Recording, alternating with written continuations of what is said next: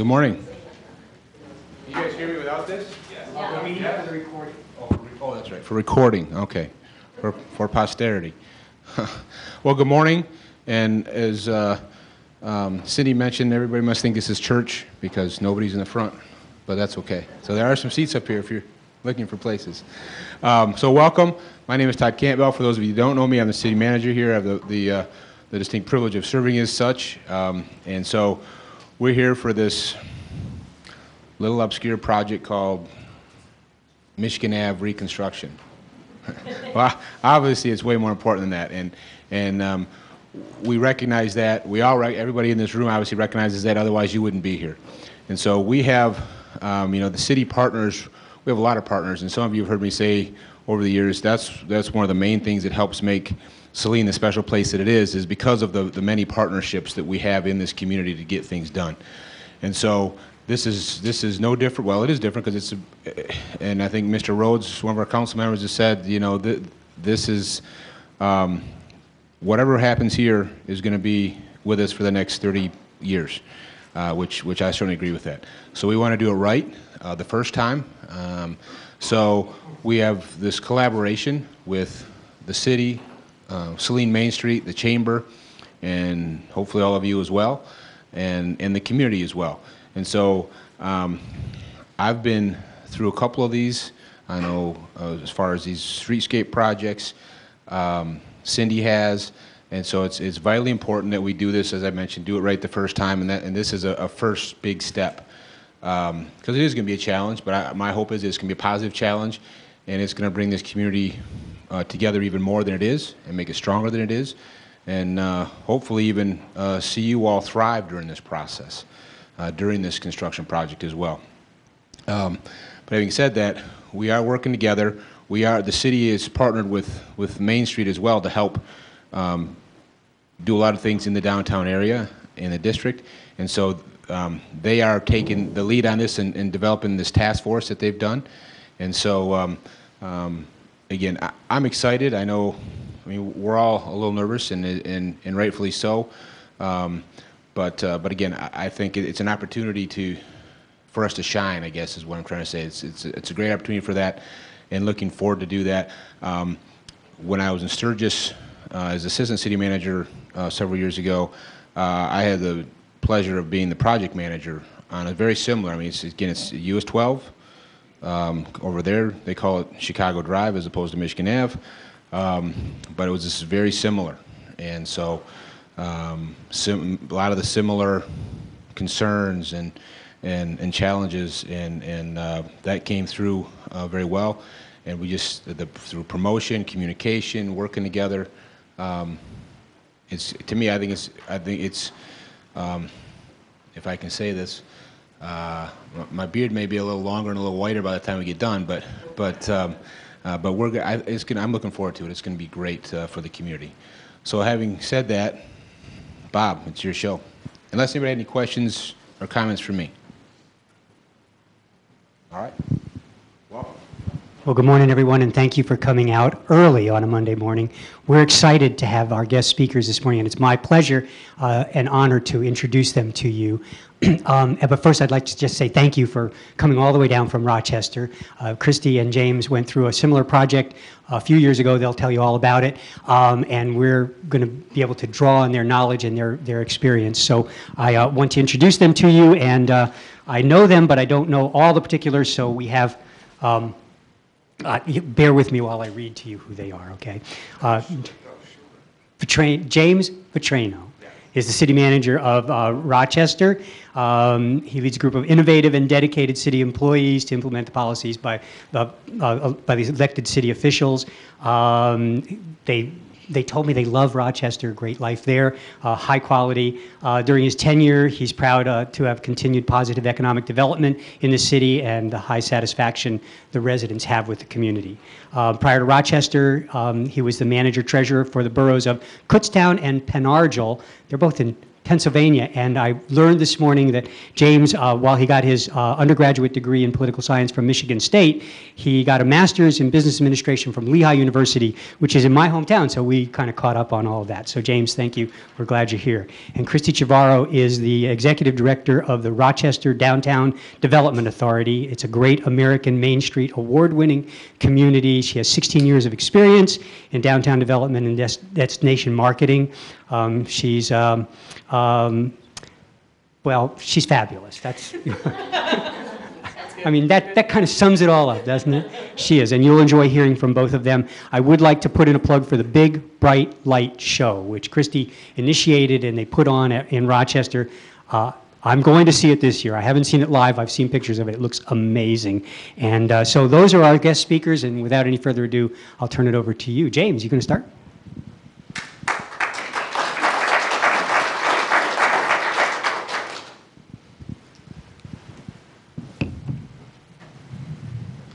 I start by turning this a little bit. I'll probably, hopefully not disconnect it. Everybody don't move. Okay. Well, thank you so much for, actually they tell me I must use this. This will be difficult. Thank you so much for coming out this morning. I appreciate the invitation. I'm going to get to some of the less fun stuff. Christy will get to the fun stuff, and then we'll wrap it up and take questions. Probably 2 points to start with. One, we're not here to tell you how to do it. We're telling you how we did it and a few lessons learned that we took from it. It's awesome that Todd had an opportunity to do it in another community because I think that's the best learning curve that you can have. When we did ours, we brought in folks from all over the country, 3 or 4 different communities that went through the same experience just to get one thing from them that we could grab onto and hold to. So if we have the opportunity to give you one thing that you can hold on to, then we've made the trip successful for us and hopefully for you, because people did the exact same thing for us when we were trying to get this together. One thing you won't hear from us throughout the rest of the presentation, you only hear it once from me, a construction project. This was not a construction project, this was the Main Street Makeover. Early on we branded this, early on we grabbed that brand, and anybody from my staff, from the officer on the street, the police officer on the street, straight through the project manager from MDOT, never was allowed to call the construction project. This was a positive makeover. I love Todd's approach with saying that this is an opportunity. It is the biggest opportunity your community is ever going to have to do it right and to come together as a community. We're going to start, there's Main Street Makeover, that's the brand, the logo we started using. I understand your project got accelerated, congratulations, you get the money faster. Now you should be focusing on nothing except for this, I'm sure, because the rest of the city will stop and allow you to do this project very cleanly and everything else will go on as perfect, right? Not so much, but it will become a focus. We're going to start with a quick story, and basically this is to tell you, no matter what you do in the next 2 years, something interesting, many, many interesting things are going to happen along the way. So this is a picture of Rochester. You'll notice that car. It's an awesome picture because the car is actually pulling onto the sidewalk to get the gasoline back in the day. I think that's a really cool picture. But notice there's a gasoline tank there, right? Here's the project. We rebuilt it down about 15 feet, doorstep to doorstep on either side, for the entire length of our downtown. That's a stormwater pipe that's going through, and that piece of equipment is sitting right about where that gas tank was back in that picture. The picture on the right upper corner, you see the little black spots. Those are places where we totally removed the sidewalk to put new water services in every building, 2 new water services per building. So we had to go down several feet for those. And there's the several feet picture down in the lower corner. We're ending really close to the project. We're bringing in the trees. This is an awesome sign after a summer of construction. And we open up the area around where the tree's going to go. And you can see there's brick around it. There's a curb 1 foot out there, and that curb goes several feet down. On either side, there's new water mains into those buildings. And right in the middle there is that gas tank that was in the picture back in the day. We did all the historical research we did, and we found every single gas tank that we found in pictures, with the exception of one, and said, they must have removed it back in the day. The best part of this story, the only good part of the story, because everybody just about freaked out when we saw this. You know, we'd done 3 years of prep. We did everything we did. We looked at all those historical pictures. We built everything around this thing, and we never hit it. You can see there's irrigation, even 3 inches more excavation than we would have found it early in the project. The very next day, MDOT had somebody out and had it removed because we had a contingency plan that if we found human bones, which we found, if we found a gas tank on the last day, which we found, if we found that a foundation would crack in a building, what was our scenario? So as you go through, all the prep that you do of the what ifs will come in handy, whether you find it or not. Today's the day to start, or yesterday, or 6 months ago, or whenever you started. Keep thinking about the what ifs. Find those historical pictures. They were a great thing for us. I heard partnership this morning, and our project was an absolute partnership. Similar to your project, it was an MDOT lead. Our DDA and the city were obviously the prime players in the city for the project. IFRAD was the contractor. HRC and NCI were the designers for the project. And Fishbeck, Thompson, Carr, and Huber, FTCH, they were the engineers. I think UBS has been hired by MDOT for your project. They were the engineers hired for our project. And we were absolutely a team throughout the entire project. Christy can tell you more about it, but one of the best decisions we made was making sure that the team had an office, a singular place for everybody to sit. Christy worked very hard and found a storefront actually that was open at the time of the project. And we assisted MDOT, and MDOT actually gave funds to rent that storefront during the project. And that's where we held the project meetings. That's where we put the stuff we found that was really cool in the road, in the storefront, so people could see it. That's where people could just meander and walk in, and somebody was always in that office, usually an MDOT field person, but that's where their inspectors came out of. Everybody was at that office all the time, and everybody in the community knew they could go to that place. There was no hiding. When you got a huge hole through the heart of your community, you shouldn't be hiding. You should be putting your face right in front of that hole and say, just don't hit me in the face, but I'll help you in any way that I can. Couple historic pictures for us. You see the horse there. This is not the first time your community's reconstructed its Main Street. Find back in the day, what did they know? What did they learn? You'll hear a theme through here that the best pieces we did were some of these historic research. Then we got rails through the community. They're the ones in the middle. We knew we would find those rails underneath the road. We eventually had a brick Main Street in Rochester. We knew we would find those bricks, and we were really excited to find those bricks. Finally, we get to what Main Street, when it was first paved, looked like. And then this was downtown Rochester the summer before construction. And you look at it, and probably people, because I drove in on Michigan, and the road isn't in that bad condition, but it's hard to explain to people that it's a foundational problem. Underneath that nice blacktop that may be there, or even if it's a little alligator cracked, there are water mains that are too old, there is foundation that's too old. And beginning to communicate the why is really important, in my opinion, because when you look at that and you come downtown, you're really going to disturb my business? Put my business and life at risk to make that look a little bit better and add a bench or two? No, the foundation is failing. It's a very old system. The infrastructure is not working the way it needs to be. And if we don't do this, your business will fail through either, and I don't know your particulars, water service, simple, huge, massive potholes, whatever the reason is for this project, start communicating that. Because then it's going to look like this. Same angle the next summer. And when it's looking like this, people have to know why what was the foundational reason for your project. So the sooner you can start communicating that and staying on track for that, the better people hopefully will handle it when it looks like this. You know, I remember walking down, I know Christy has a great story. You walk down and that's what you see, and you don't quite believe it. But when your community's all bought in, and all is a really big word, but when the community's bought in, they can handle it, and they can thrive through it. Our project was to the 2 bridges that are on either side of our town. It's about a little under a mile. It was building face to building face.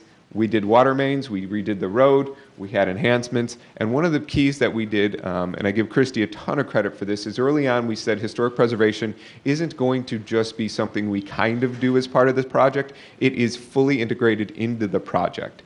And that really helped us in the darkest days, that the things we were finding, or the things we were going to do with the things that we were finding, could really help us get through that day where it was a bad day, but we found a really cool 7-Up bottle and we celebrated it. And I know that sounds hokey, but keep it in mind.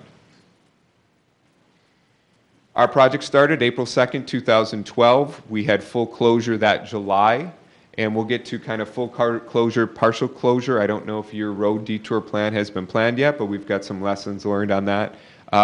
We opened 3 lanes October, and we had full opening on November 23rd, 2012. That date becomes important later in the story. Our budget was $4.7 million from the state. We did $1.5 million in street enhancements, of which 50% was funded by the DDA and by the city Downtown Development Authority, and 50% funded by a grant. We did $1.4 million in water main replacement. That was city funds, and then we had budgeted for $80,000 in project management of city funds. We'll hit that last one momentarily. Actually, I'll do it now. One of the things that we did, we said we're going to be so prepared. We're going to put $80,000 in the budget. And we're going to hire a project manager for this from the city's perspective. So MDOT has their engineers. The city, we're going to get this money, and we're going to go out. We're going to hire our own PR/engineer/person on the street to kind of coordinate, because it's that important to us. Christy and my deputy manager, Nick, came to me one day and said, you know, we've been thinking about this and secretly plotting behind your back because you're the city manager and we don't tell you anything. It was secretly, and they did it behind my back. And they brought the plan to me fully developed, which is an important piece, and said, don't hire anybody at that $80,000 position, because you know what's going to happen? The businesses are still going to come to me as the DDA director, or me as the economic development guy, and then we're going to have to go to that person that you're paying the money for, because the people aren't going to necessarily trust that outsider. They're not going to trust him, he's not going to, or her, and they're not going to know the local feel of this. So we don't care how many times they redid a project in another community, it wasn't Rochester. And you know what, though I'm an arrogant city manager, and for one second I want to say, you did all that without even asking me? I said, no, you're right, because they were right. We pocketed that $80,000, we put it back in the project, and Christy and Nick entirely changed their job description for a full summer. Well, probably 9-10 months. Absolutely blew up their job description. I said, great, you have a wonderful plan. Bring me back your job descriptions, rewritten with how your responsibilities are going to get done, because they've got day jobs, if you will. Well at it, I did the same to mine, and we redelegated staff time, redelegated responsibilities. The folks that work with Christy, the folks at City Hall, all had new roles. And those roles were attending more meetings, those roles were picking up things that I would normally do or they would normally do, and we dedicated ourselves to this project. Every single Tuesday, for the entire day, we were in meetings or on the ground. That was a large staff, all the department heads. From Christy and Nick's perspective, it was every single day they were out there, being that liaison between, and it's so important to have somebody, whether it's internal or external. They convinced me that the internal way was the way to go, but you need that central person, that phone number that's on every single thing that goes out, and it really should be somebody that's trusted in the community early on. What did we do in terms of pre-project outreach? We provided some mini grants. Rochester's lucky. I drove your town a bit this morning, and we have the opportunity to have back alleys to most of our businesses. I saw that you have some back parking lots that back up to your alleys. Take advantage of those accesses, because your front door access will be limited. How do you bridge gaps that you may not have those back areas available to you, whether that's special street crossings or grants for those projects to enhance. Some of our businesses actually turn their business entirely around, so it actually faces the back and enhance their rear facades. We started with merchant forums. Christy had a plan about 2 years out with starting with an overview and inventory management, changing the alleys. We flipped our alleys so they were all one way and more pedestrian friendly, making sure that our parking lots were oriented for the pedestrian, because instead of just going to the edge of the sidewalk and walking around the front, they now were going to cut through the parking lots and go to the buildings themselves. So each month, the Merchant Forum, it sounds like you have a team-oriented approach in terms of work teams. Each month there was a topic of how to help the businesses during the construction, because at the end of the day, right now, those are the most important customers, your merchants. We did pre-project cable casts and YouTube videos, and we started the project with a lot of friends on Facebook. Christy grew that during the project, and she'll be able to tell you how that became one of the key success stories of the project. Two 12-inch water mains, for those of you that are really interested in technical stuff. We put a massive water line on either side of the main street. We put two service lines into each building. You can notice that some of them were cobblestone basements. We had an agreement with MDOT that they would not use certain type of equipment, and that they would have a vibration gauge at the areas where they were doing the construction. MDOT did incorporate that in the contract. It wasn't necessarily cheap, but we really advocated for that vibration gauge. Throughout the project, we only had one thing broken, one teacup in one store that fell, and that was actually within the vibration gauge. We had no reports of cracked foundations. We had no reports of those cobblestones kind of crumbling. Two entry points, one a 4-inch for fire suppression and one for the regular service. We didn't force people to connect to the fire suppression, but we took this opportunity to make sure that every business had that opportunity post-project, because we're not doing this again as long as I'm alive. We had a water main in the project, and it was 117 years in service. On that last day that the water main came out of service and we put the new two 12 inches, we celebrated. One of the things, actually I'll get there in a second, water service in our community has a great history, whether it's this water line, we found an old abandoned well. And so this was one of the themes that we had running of, this new water service is such an important, vital asset for our community, for fire suppression, for the merchants, for the future, for just water service in the future. We went from a 6-inch corroded, which was giving you a stream at about 4-inch once we cut it out, to two 12s. The water pressure, the future development opportunities that would have for the businesses that are there in the future was a running theme that we were able to capitalize on. Of course, we did paving. You'll see later how Christy got that picture. Curbing was an opportunity.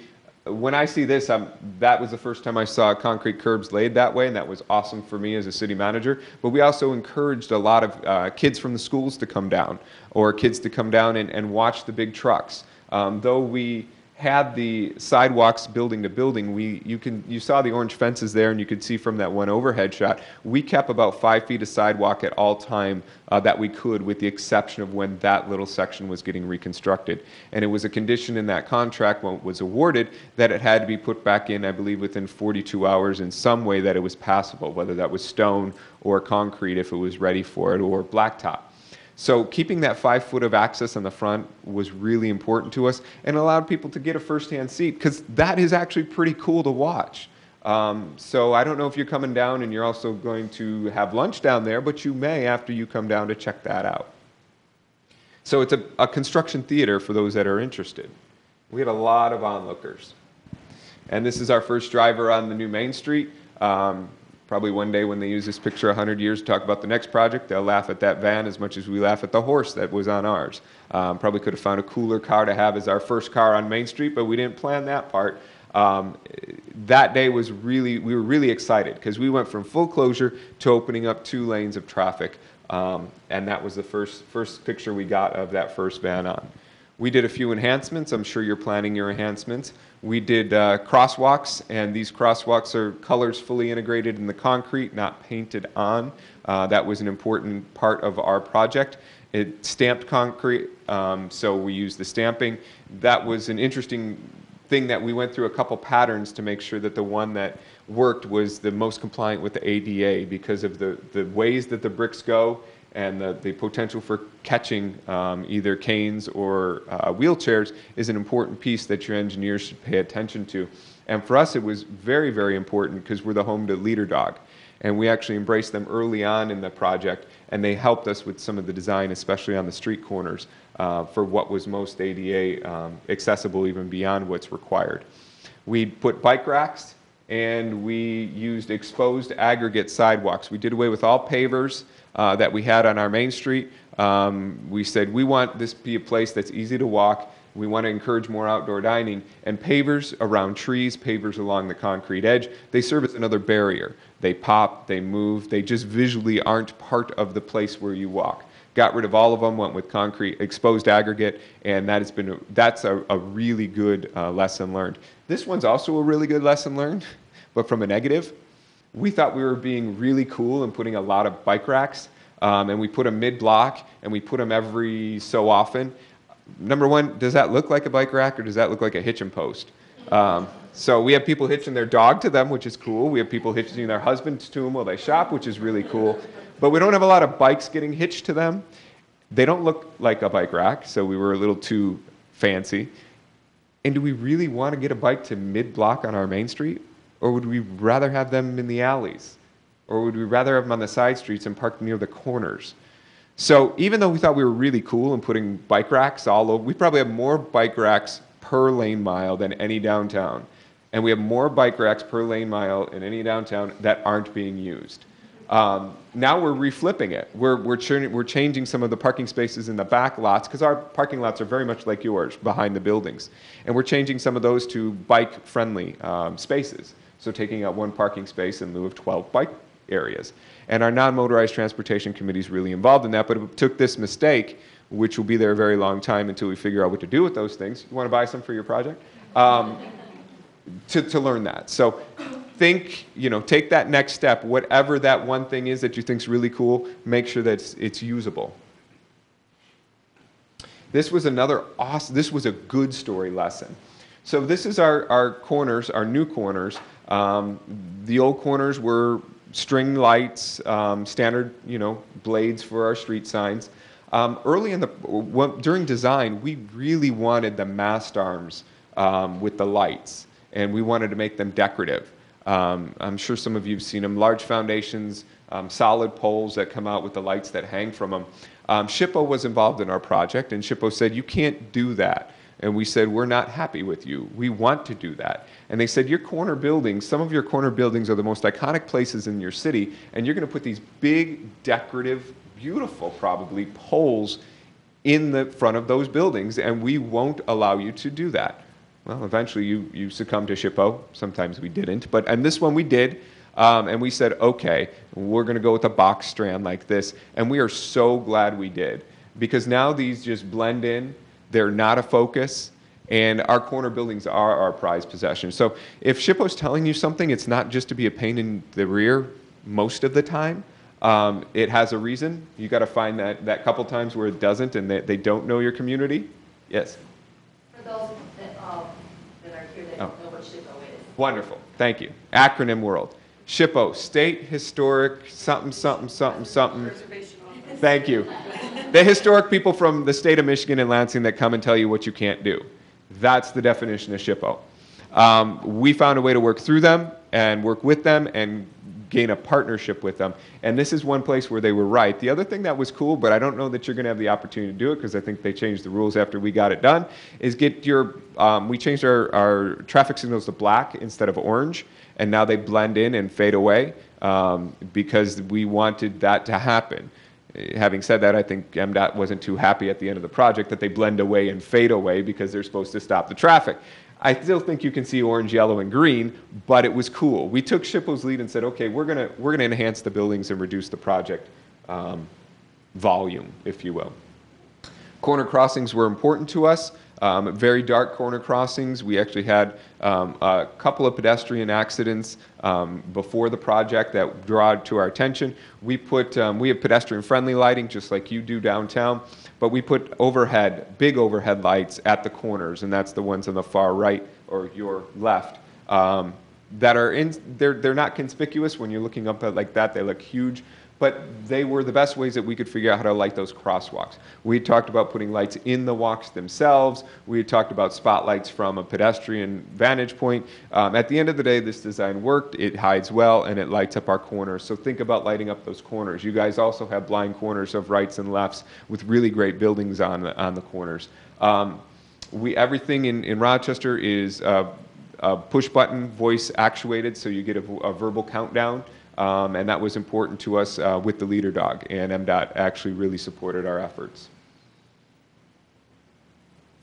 We incorporated a new wayfinding project into ours, which people saw as, again, I'm not just getting the street back with a couple benches. were going to get more. We didn't have really good wayfinding in the city of Rochester before the project. So people were really excited that this is relatively small in the big scope of a $8 million project, but it was something very special and very new, and the merchants and the residents really appreciated these new wayfinding signs that would be a result of this project.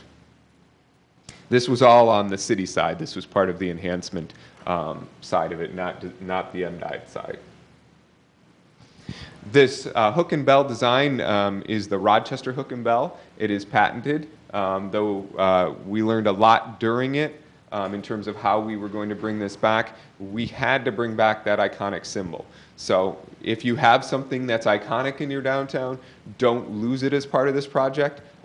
Bring back that familiarity if you can, because that's something that people will want to see after the project. We think we added a new symbol downtown, which is this custom leafing that we worked with MDOT on. They were produced locally. Christy will touch on that a little bit, but it became a new piece that we were really excited for. So not only were we bringing back the old, we were now providing a new iconic symbol, which is this leafing around our grates, and now we're trying to use this leafing design throughout other parts of our community. All right, let's get to a couple of things of the bricks. We found them. We found 600,000 of them. Hand-laid bricks that were manufactured near Indianapolis, and there's 4 different types. This became a huge rallying point for us. We wanted to harvest as many of these bricks as we could, and MDOT thought we were insane. We found a place in the city to dump all these bricks, and Christy imaginatively found a way to get people to buy these bricks. But we also incorporated about 20,000 of them to the actual project. And we worked with MDOT on how we were going to do that, and that as part of the contract, the contractor had to save these bricks. They couldn't just recycle them. And we were actually out there being a little bit of pain, saying, do you have to be that rough with the bricks? Look, if they stayed there for 120 years, if we used the backhoe on them, they're not going to be in that bad shape. But we valued those bricks highly. We incorporated that one says Speedway. There's a couple different kinds. If you come to Rochester and find all the different kinds, Christy will give you a free sundae. A brick. You'll get a brick.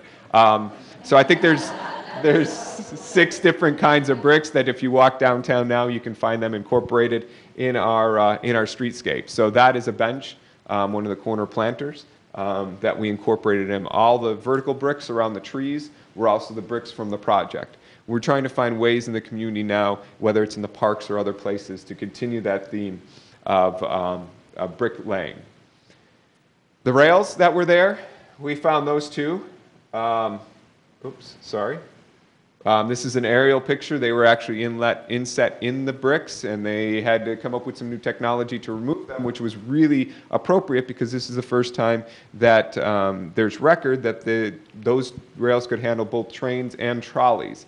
They're a very unique kind of track that didn't last very long, but in Rochester we had both trains and trolleys, and this was a brand new technology where they could do both 120 years ago. They had to now come up with new technology to try and figure out how to remove these because the spans were so long that the equipment couldn't just get them, so they ended up cutting them on site. And we're preserving these pieces. So not only did we sell 6-inch chunks of these rails, that big cross, we're preserving that for a future project in the park to, again, reintegrate what we're finding and keeping people excited about the project.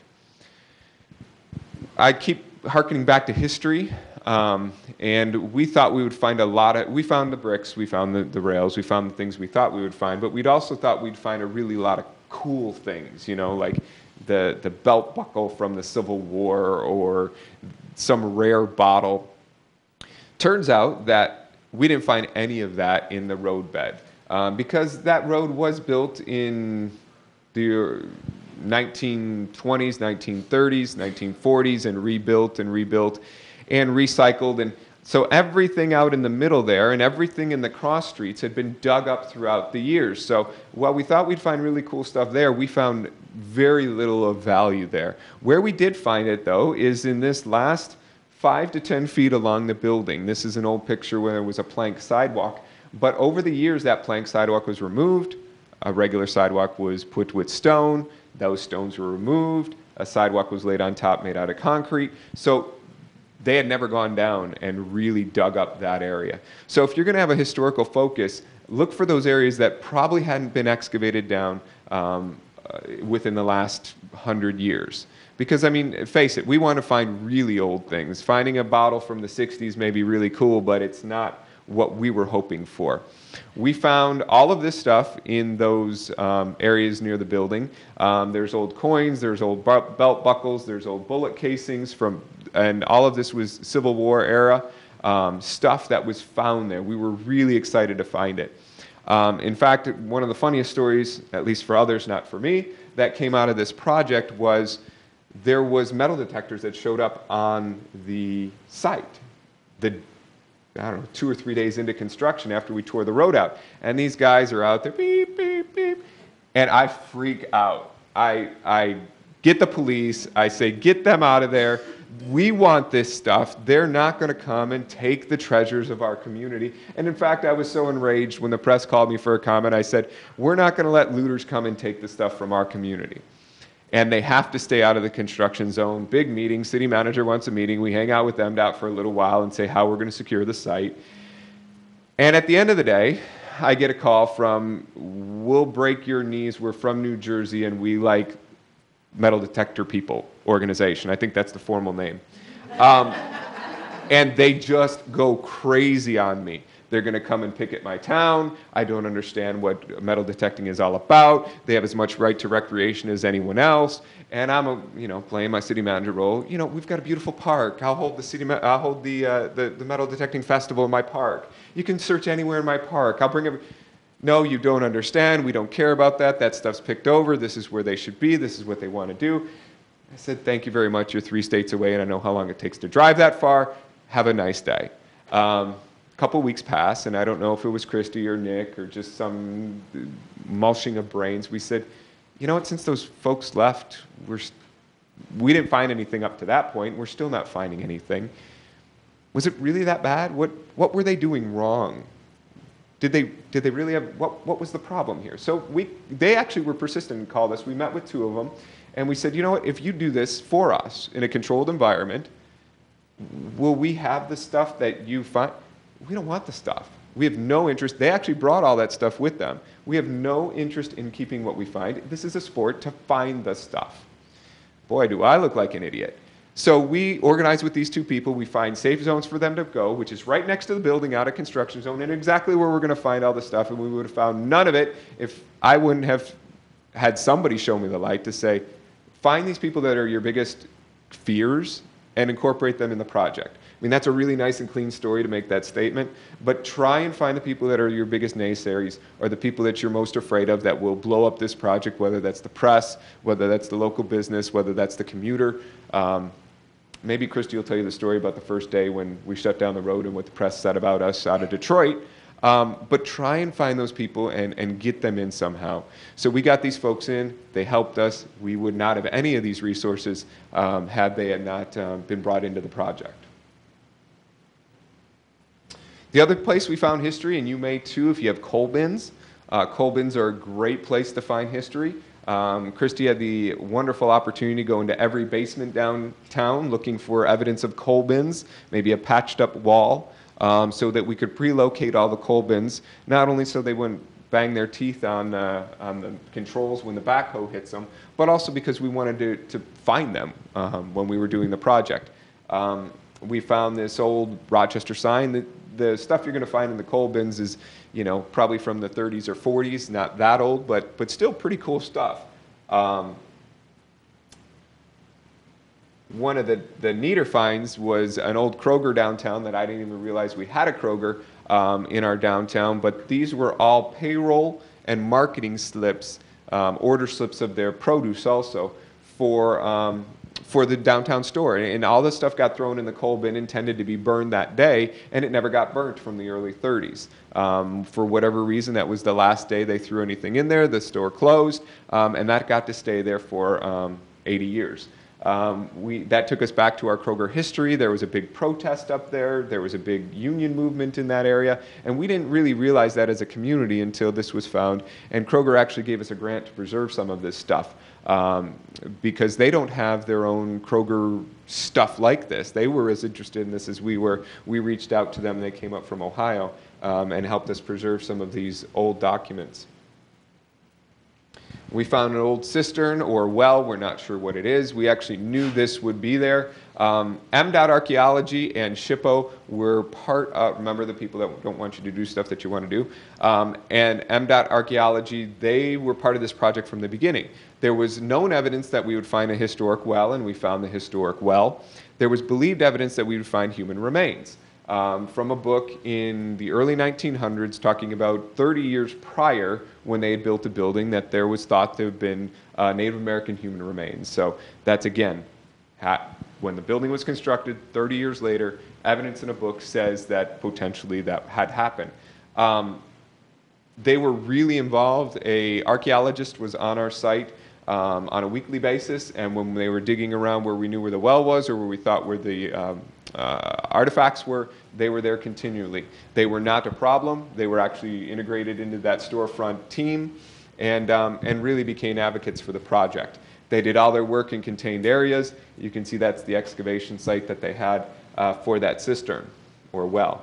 We ultimately incorporated it in the project. We now have a plexiglass cover on top of that well, and we still haven't put the sign out there, but a sign's being developed on what it is and an explanation of why it was there. That was how they got the well there before 117 years ago when they put the first water line in there. That was a really cool opportunity to get our historical people focused on a project. So our historical commission, our historical society, both led the team on how we were going to preserve and show this, this cistern well. That horse that you saw in the opening, we found him too. In fact, again, human remains thought to be on the project. We had very, very strict protocol if a bone was found. And we found bones. We found bones early on. And the first day of bone finding, ooh, that was an exciting day. It was a vertebrae of some sort. Past high school biology, not much more than that. But it was clearly a vertebrae. Christy comes running down with her camera, 6-inch heels. And we were ready. Everybody got excited, and for the moment we were like, ooh, what's the bone protocol? Okay, bone protocol. Find the bone. Call the police chief. Police chief comes down. I'm not interested in that bone. Great, check. Goes to MDOT Archaeology. Archaeology comes down. Not interested in that bone. Check. Then, can we have the bone? No, can't have the bone. Can we take a picture of the bone? Can't take a picture of the bone. All of these protocols were in place, and they were done very efficiently, and they were done again and again and again. And every time it was a horse vertebrae or a cow leg. At one point, this got ridiculous. There was an old butcher, and yes, we found a bunch of bones. And we started to get desensitized to it and thought that this is really cool. Just let us take a picture of one of them. I think Christy may have illegally snapped a picture of one of them, but I don't tell anybody. But we were excited. We had found some bones. And then eventually, we did find human remains. And all of those protocols were in place for very good reason. These were Native American remains that were found as part of the project. And once you find those type of remains, you have to go through the 5 tribes. They have to be identified. They have to be preserved in a certain way. It is very disrespectful to take photographs of the bones, so you treat every bone that you find on the project like it's a human remain.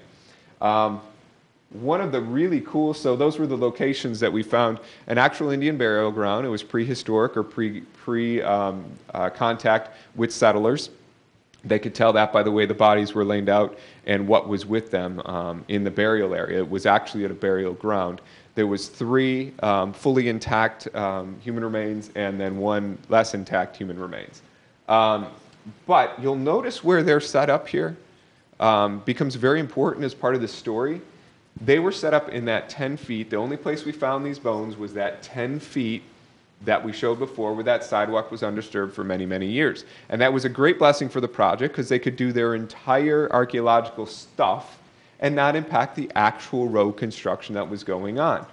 So I'm sure that was a very large burial ground, but all the other streets have been torn, all the street parts have been torn up, and excavators had come, steam shovels back in the day, and done away with all the remains that may have been there. And that 10 feet was a great thing to have, because now we have this wonderful story, this wonderful historic event, this wonderful knowledge of our community, and we didn't lose a day of construction. So be aware that even if they think they're going to find something, try and get to the root of what do we really think it's going to be, and what is the real impact, and what are the steps that we follow once we find it. And you'll find that MDOT and SHPO are great partners in laying out those steps. But make sure that it's not slipping through the cracks, that those steps are known by all, and that you have the opportunity, A, to preserve what you find, and B, to quickly work through it.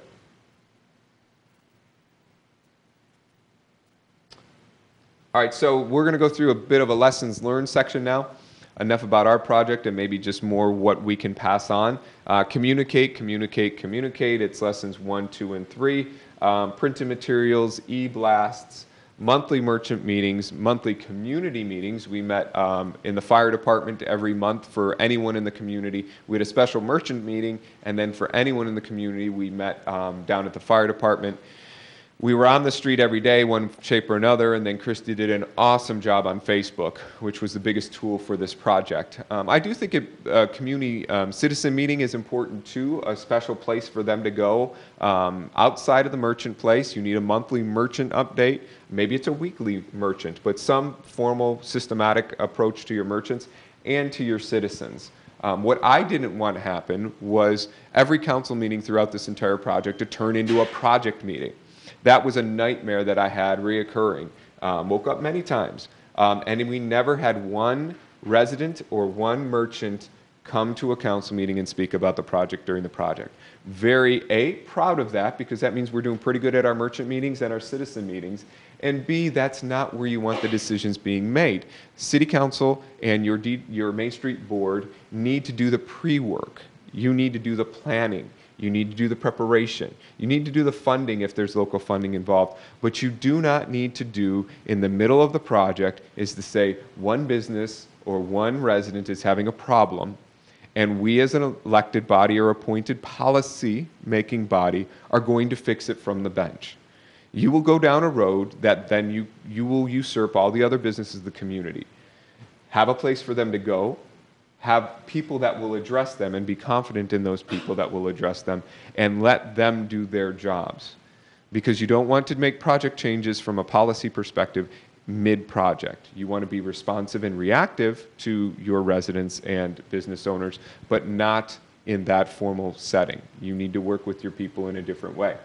One of the very cool things that we did was air traffic control. That was Christie's name for it. It's called air traffic control. Water main. We knew when we would shut off water main, and we were very proactive. I actually negotiated with my unions to flip their schedule for the water department. They became night employees, and we did all the work we could between 7 p.m. and 7 a.m. But it's an old system. Lines are going to break. You're going to hit things you didn't know you were going to hit. And what we did, and I didn't know this, but it's very important to get product off women's hair when she's at the beauty salon. I had no knowledge that this was that important, but it's tremendously important, I learned. And so what we did is we set up a system that if that occurs and we break a water line and affects some salons, they could call and our fire department would deliver water to those businesses. They would come in uniform, carrying gallons of water, and deliver them to them. That was a tremendous opportunity. It cost me near zero, except for a few gallons of water. Firemen are wonderful, great people that are extremely important to community, but they're not tremendously busy at noon on a Tuesday. So it was good use of their time. They're in full uniform. That's kind of cool to come into a salon that way, both for them and the salon people.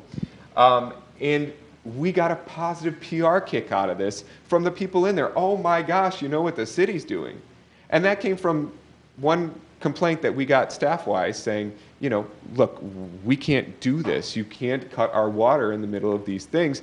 And so between Christy and the fire chief and our economic development director, they came up with a solution that turned a negative into a tremendous positive. And that wasn't done at a policy-making level. That was done right there on the street. And that's how you're going to find a lot of your solutions. No matter how good you plan, you'll have your own hair traffic control stories of turning these negative into positive opportunities. I'm going to go ahead and turn it over to Christy now, and she's going to walk you through some of the marketing side of it, and then we'll come back together for it.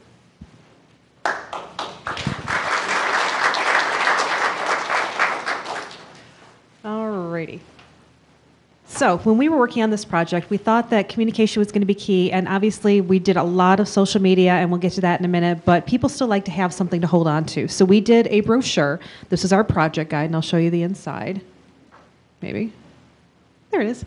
So basically, we did frequently asked questions because these are the things that we knew we were going to be asked over and over again. This exact same list was on our website that we did, and then it was in this brochure that we handed out, and that way anyone within the city, every department had this list with them, every merchant had this list with them, because we thought these were the best questions people were going to be asking us.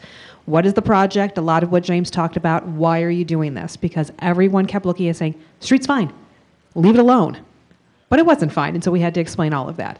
When will it start? When will it be done? Why are we doing this? We figured we'd just ask the question. How do I get around? That was a big one, and you'll see inside we did some maps. How do you get to your businesses, and letting them know that we will have 5-foot sidewalks still available, but mostly we're encouraging people to use the alleys to access our businesses, where they can park, because none of our parking was taken up except for those spaces that were on Main Street. And then, of course, what other things are we doing other than just the construction? And then in the interior... There we go. So we had a little map showing how you can get around town. So the purple was the detour. The yellow was the area, the dotted showed that you can still drive there. The solid showed that that is actually what was closed. And then business access was all the green. So we thought it was a pretty simple map. This is the same map that we used downtown, so people had seen it. And as James mentioned at the top, if I have questions, who can I call? And it had my number and Nick's number. These are the same numbers that went on everything. Of course, people would normally, they could just call the city, they could just call the DDA and try and get questions answered. But these were the numbers that went out on everything. And I can tell you that absolutely everybody found our phone number over and over and over again. Let me tell you a little bit about and then we'll get to that thing in a second. Let me tell you a little bit about First Day. James had talked about it. The Channel 4, which is our local NBC affiliate in the Detroit area, they decided to cover the Main Street Makeover. And we had worked really hard at talking to everybody about, this is going to be a hard project. Here's why we're doing it. It's super important to our community. Let's all get on board. And everybody in Rochester was rowing in the same direction. We were feeling pretty good about it. And I'm sitting at a department head meeting, and I'm getting emails and texts from my office. Have you heard about Channel 4? No, I haven't heard about Channel 4. So finally, we find the video. I start playing it on my phone. Rochester is a disaster! And it goes on. At that point, I don't even remember getting in my car and driving downtown to find the Channel 4 van. But I did. So I walk up and I see the Channel 4 van, so here's me. Yeah. Hi, I'm Christy. I'm the DDA director. What are you guys doing? Well, what are you doing? Well, I'm trying to figure out why you're running these negative stories about us. And they had it that, you saw our detour map, they said you had to drive 5 miles to go around our town. Well, you certainly could drive 5 miles to go around our town, or you could just go and follow the detour and take a block detour. Tomato, tomato, whatever. So I explained to her what we're doing and why we're doing it. She goes, oh, I had no idea. Great. I took her over to the road. I'm showing her things. She's getting it and everything. She goes, I'm going to call my producer right now. Comes back about 10 minutes later. I'm like, yeah, I'm not leaving. I'll wait. So she comes back. She goes, oh, you know what? We are all out of time for today. So we're just going to go with the pieces that we already filmed. Well, that's awesome. So that really explained to us from our perspective that as much good work as we put out there, there is going to be someone who has no knowledge of it. And this doesn't just apply to construction. In general, you work so hard on something, someone else who has no knowledge of it comes in and they just think, oh, construction, you guys are idiots. Great.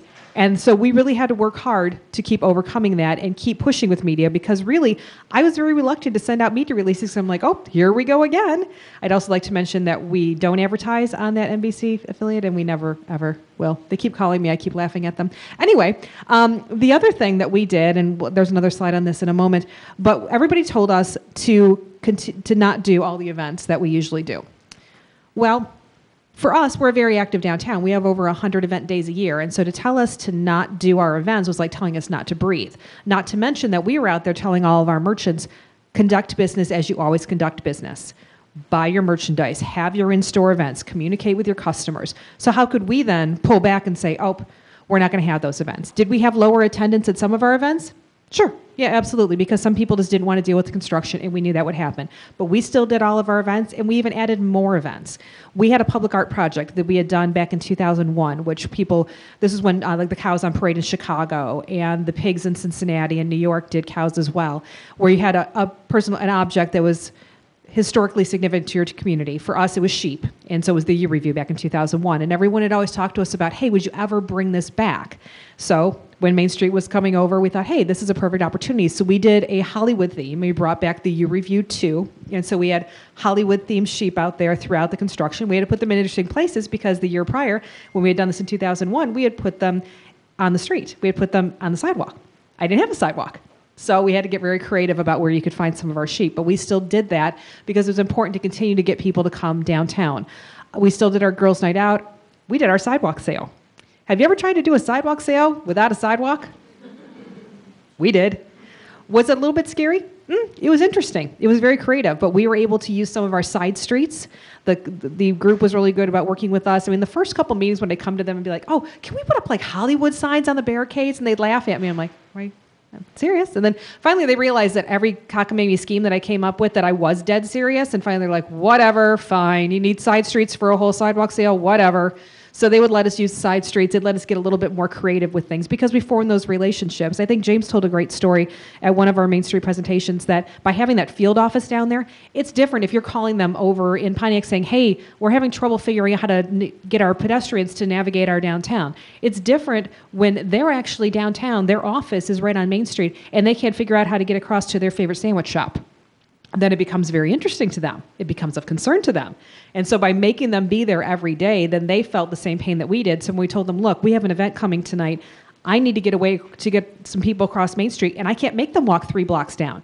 They worked with us to create those barricades, to move barricades, to create walkways, to do what we needed to do to actually make things happen and help us with our businesses.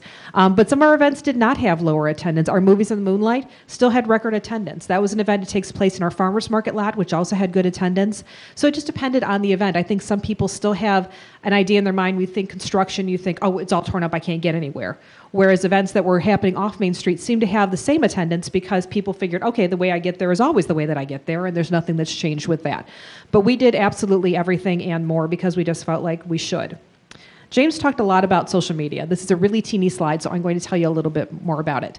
So back in the day with Facebook, what we were seeing, we used to post every day. We have a pretty active social media presence, and so we found through our website, because we created this wonderful website for Main Street Makeover. It was amazing. We bought the domain name. We thought we were all that in a bag of chips. We had this great website. There was only one guy that went to it. The reason I know there's one guy, because he would email me every week going, you didn't update the website. Hi, Steve. Are you going to update the website? I like the website. I appreciate that, Steve. But we're doing social media now. I'm not on Facebook. Okay. So I would update the website for Steve, and then he'd call me and ask me questions. But we found that what was most interesting about the project is what was consistently happening, finding those bottles, finding those little things. People liked that. I mean, the very first time we posted, when I'm thinking, okay, here we go. And literally, I'm doing this at my computer. I'm like, okay, Main Street Reconstruction, or Main Street Makeover starting today. We closed the road. Enter. Oh, God, here we go. And I'm waiting, like, not in the face, not in the face. The first people, oh, you guys are idiots. Oh, what are you doing? Then it softened. People would get it. Because as we started with our merchants, as we were able to prep them, what we had told everybody is the same thing that we knew. We're not going to tell you that this is going to be the best thing that's ever happened. Because it's not. It's a very challenging situation. But what we are going to tell you is that we are going to manage this project. We're going to be right there with you, and we're going to make it the best that it possibly can be. And if there's ways we can help your business, we're going to do them. And I think after everybody got that everybody realized we're not just tearing up the road just because we had nothing better to do on a Tuesday. They realized this was important to our community. It's something that had to happen. Then everybody got on board. So after a while, if there wasn't somebody who would post a mean comment about the project, somebody else would pop on and say, you know what? They're doing their best. Hey, this has to happen. We could have had this happen. We could have had this happen. This is going to be better for our businesses. And it sort of took care of itself. So then I got a little bit more comfortable about posting on Facebook. So I talk about the things that we found, posting bottles, posting the bricks. I didn't post any bones. I was very good. I do have pictures, though. But we did a lot of things that people got really excited about. I mean, photos of a pile of bricks got like 600 likes. Really? But it started teaching us some different things. So if you look up at the very top, and I'm going to tell you what it says, these are some old Facebook numbers from back in 2012, the way that you could pull them. It tells you if your posts have gone viral. You know, everybody hears about that, if something goes viral. And so for us, our posts, probably we were getting engagement with people, probably around 2%. So we had about 10,000 people on our page. So we thought, okay, that's pretty good. I really wasn't looking at this to go after this, but then I started pulling up some numbers when we were looking at it through the summer. And if you look at all of my posts about Main Street, we're having 10.6%, 7%, 6.5%. I was quadrupling my numbers of engagement with people because people were very excited about the project. They wanted to know what was going on. They were interested. And so it was really interesting to me that not only did we engage a lot of people through these posts, but that continued. Throughout the summer, we gained another 2,000 people on our page from different things that we posted because they really were getting into what we were doing and why we were doing it. And that comes back to our big thing, which is encouraging ownership. And this is probably, for me, from a marketing perspective, the biggest lesson that we learned.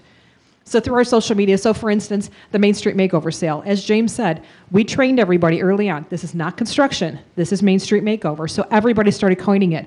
We put a whole kit out to all of our merchants at one of our merchants meetings that had different formats of the logo. So we encourage people, put it on your website, link to us, put it on all of your print work, whatever you want to do, because that's that ownership. We had posters in all the windows. I think one of the best things that we did, and I don't think James, you mentioned it, was the very first kickoff meeting that we did at the hotel. This was in February. We started our project at the end of March. We did a big meeting, invited all of our merchants to come in. We had open mic, so James did a wonderful presentation. All the department heads were there, MDOT was there, and we could answer any questions. And I think that helped quite a bit because a lot of people then could hear other people's questions, hear their concerns, hear their positive ideas, and then that got us off on the good foot so that when we were ready to rock and roll, people weren't like, oh, what's going on? Inevitably, we did get that one person who called that was a resident from outside of town that would call and say, what are you guys doing? But we felt pretty good that generally speaking, when the road closed, when the shovel went in the ground, everybody in town knew what the heck was going on. So people started, yes? A couple hundred and then YouTube and on the city channel. Yep, absolutely.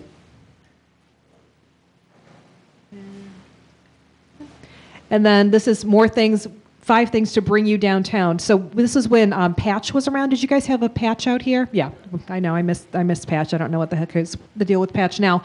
But we thought this was kind of cool. They said 5 things to bring you downtown. And so they went ahead and they were helping us out too because I think everybody realized downtown is going to survive. And if the only way that it's going to continue to thrive is if we all continue to support it. So we found that people were going out of their way that maybe they would eat downtown once a week. They were eating out 2 or 3 times a week because they realized this is something they could do to help the downtown businesses. They were sharing things out on Facebook. So this is actually one of my friends on Facebook. I thought it was kind of funny when I saw that. I'm like, oh, she shared it. That's so nice. Isn't that fun? And this is South Street Skate Park. This is actually, they have a store up on Main called South Street Skate Shop. And this is right outside their window. And this was her post. Just outside the shop's front door, I sold a skateboard to one of the nice workers today. Rochester will be beautiful when they are done. I can't ask for anything better from my businesses than to post stuff like that. Linda, who's the owner, didn't call me and say, is it okay if I do this? Or said, hey, I got a picture. What should I do? And I didn't call her and ask her to do this. She took it upon herself because that's what she did. And we had local churches were coming down and giving coffee to the workers. Hillary at Studio One Salon, one of my best volunteers, she was making her world-famous homemade chocolate chip cookies and giving them to the workers. Trust me, I was wandering by her store when the cookies were in town. They're really good stuff. James had kind of cut on this a little bit, but celebrating everything. This is the day that we went to Future Fence, which is out of Warren, that they were making our leaves and our vining for what we were working on. And we came in, and they had this whole thing set up, this table, and had safety glasses and gloves and all the things to go out and look in their shop to see what they had. And so I was taking pictures of this because I'm thinking, if I'm getting this excited about it, maybe other people in our community will too. And it's pretty darn cool. This is the actual pattern. And these are all of our little things. Can I tell them about the Vitrano strength test? Okay, so when they brought us in a sample panel, and while we were there, we actually got to see them make some of the actual leaves. All of the leaves were hand pressed. It's amazing. It was super cool. So we put that out there. People really liked it. So they brought us in a sample panel when we were done. And so we were looking at it, and we're thinking, okay, we have a lot of kids, kids, a little mischievous. What if somebody tries to bend this? Okay, so James is like, yeah, you're right. So he goes over, and he pulls one, James, kind of a big strapping guy, right? Snaps the leaf right off. I don't want to say you weren't even trying because you got the massive strength. I snapped it right off. We're like, that's a problem. That's That's not going to work. So we ended up actually to call the company. They had to come back, and they actually double soldered so that there wasn't a place that you could really grab onto one of these things. And they've stayed really well for us. But it was things like this, these small things that we're giving into the project, because there were going to be things, like days like air traffic control, or days that things were going on that maybe a piece of the project that was supposed to be done wasn't finished, and we had to tell people it was going to be another couple days because of weather or who knows what. So anytime that we could celebrate these little things, it was pretty exciting. And of course, being adventurous is what I always like to say that we do. So you know those great pictures that they had? Yep, they put me up in the fire truck. Did I mention I'm afraid of heights? And they just kept putting me up there. They're still putting me up there. Now it's things, oh, Christy, can I have things for the website? Mm-hmm, yep. But it made it interesting. This photo right here, which I got from there. Yeah, see me holding, I'm actually holding on right here and trying to take photos with one hand. It's not very good. I actually got to the point that I could let go. Because here's the thing, I have to tell you my fire truck story. So the fire chief has explained this to me over at the fire station. Like, okay, this is your buckle. You have to wear this buckle. You put this on. This is going to save your life. Because the hydraulics go out in the bucket, it's going to fall forward. And this is the only thing that's going to be holding you. So the buckle and the belts are my friend. Very good. Got it. So we get up there. We get in the thing. I go to put the thing on. I go to strap it. Falls down to my feet. Well, keep in mind, it's made for a guy wearing fire gear. I'm wearing my jeans and my tank top. I'm like, next thing I know, the fire chief is literally tying it to me. I'm like, I don't think this is safe. And up I go. I'm like, holy cow. Yeah, so that's pretty much how my day goes. And then Tom Sawinski, he's the fireman that was with me. When I get nervous, I giggle. And so I was laughing. He thought I was having a good time. So we were up full extension of 100 feet. That was marvelous. Really enjoyed that. But that shot right there, I put that up on our Facebook page. We got over 1,800 likes for that and about 300 shares. It was insane. I can't even begin to tell you how we found with these pictures, people loved to see what's going on because they could actually see some progress. They talked about it's the Wild West, but it was people that weren't there anymore, the people that didn't live in Rochester, sharing it with their friends. They were looking at it, and they were like, wow, Rochester's really doing something. It's really cool. Pictures like this, at the beginning of the project, we thought there's no way I'm going to post something like that. But people were hungry for it, and they were posting on our page. If we didn't post one day, they're like, what's happening at the project today? What's going on? So we finally had gotten everybody to turn that corner on it, which was really important. But one of the things for us that we learned when we brought in all of our experts is that they talked to us about the learning curve. For us, the learning curve, they would tell us that your businesses, after people have a construction project, it takes an average of 6 months for people to know that your construction's over. I learned this phenomenon myself this summer when somebody called and actually asked me if the makeover was over that we did 2 years ago. Wow, really? So for us, it was about accelerating that learning curve because I knew my businesses, because we had done our best to prepare them for them to be strong during this period. We knew, in my heart, I knew they didn't have another 6 months. They had to have a strong holiday season. Luckily for us in Rochester, we have something built in to accelerate the learning curve, which happens to be the Big Bright Light Show. Has anybody seen our light show?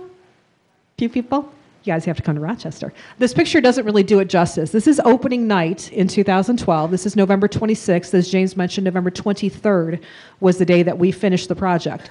And it was probably about mid-October-ish that we kept talking to them about Big Bright Light Show coming, and they had pretty much also been like, okay, Christy, and they do whatever we wanted. And they were saying, I don't know if you're getting it. We have about 50,000 people coming to town on November 26th, and I don't care what you have to do, but we can't have one barricade, one cone, one anything. We're done. And as we got closer, and I kept saying it, and James kept saying it, and every other department head kept saying it, and they started realizing, oh crap, we really have to finish this. Because you know how it is on a project, you're really excited about the project, and it's going forward, and it's going great, and then the last couple, you're like, yeah, I'll get to it. All right, I'll finish it. That's kind of how we were feeling at the end of the project. Some of the construction, like, oh, we'll get there. No, we're going to get there on November 26th. They were scrambling that day. Fine. We didn't care about that. We actually, can't tell, but we didn't actually have light poles. Our light poles hadn't been installed yet because we had a delay with manufacturing. So there weren't any light poles. Of course, we kind of took care of that. We had some ambient light around.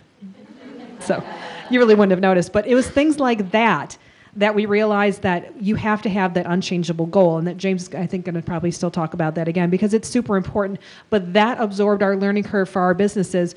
So by continuing what we were doing, trust me, it wasn't easy to start installing lights during construction. We have an 8-week installation.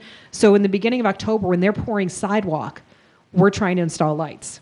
But it was back to that, you have to do what you've always done because there's that expectation, and so that's what we did.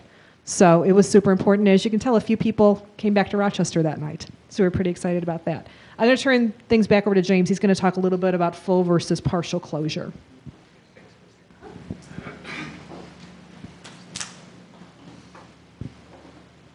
During the planning for the project, we had made it clear to MDOT, no full closure. We only want partial closure. We have to have street traffic on the front, and that's actually something we took from some of the other folks that came to our town to visit. They said, you want to keep that activity in the front, both keep a sidewalk space open, but also keep the cars there so it feels alive. Clearly, from some of the pictures, MDOT didn't buy it. They kept pushing us, you know, come on, we need full closure, this will be more efficient, it'll be better, and we kept pushing back until they came to us and said, if you cause us to not do full closure, we'll extend the project by 6 weeks. It will go through the November 26th deadline that we had set for the project after an April start, and so finally, whether that was true or not, we acquiesced to MDOT, and we had full closure. A lesson learned is full closure was the right thing to do for our community. In fact, if I had to do it over again, I would have done full closure longer and had the partial closure non-existent. Because as your project is going, people get the detour route. They understand the detour route. They figure it out. As soon as we gave them a little bit of opening, a crack in the opening in the construction and put 2 lanes of traffic, one each way, we had gridlock. We had way more complaints. Because now people thought, oh, it's open. Well, it wasn't really open, it was just partially open. And so now people were getting more frustrated because we had got them used to the detour route, and now we're changing them and giving them their normal route back, and they're forgetting about the detour route, and now we're not controlling our flow as well.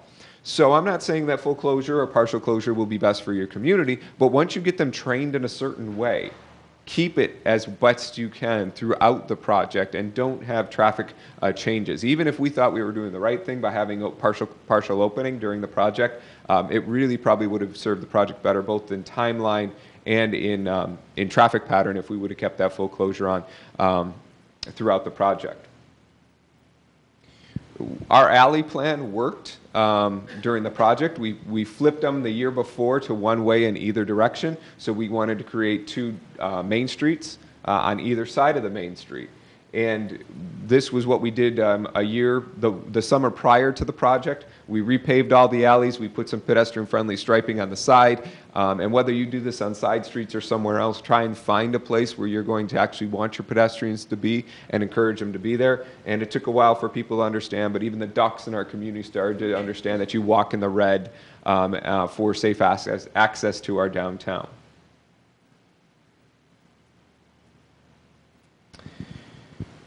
This was a huge surprise to me.